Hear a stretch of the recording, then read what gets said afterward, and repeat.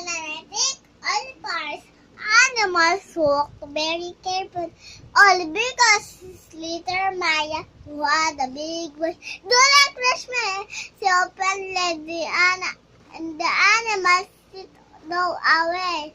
Maya, scatter your eggs all around the forest, on the grass, among the grass, and even along the river. One morning, deer was running very fast. We suddenly crack! Maya got so furious. Why should I run and crush my eggs? All made a loud hoot is frightened deer's legs, so run and crush my eggs. Maya blew told. Why did you hold? Why you do hoot is frightened deer's legs, so run and crush my eggs. She asked. Snake did like a brood, making all hoot is frightened deer's legs, so run and crush my eggs.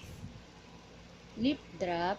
Lip drop and my tiny top, so a bit like a brood, making all hoot is frightened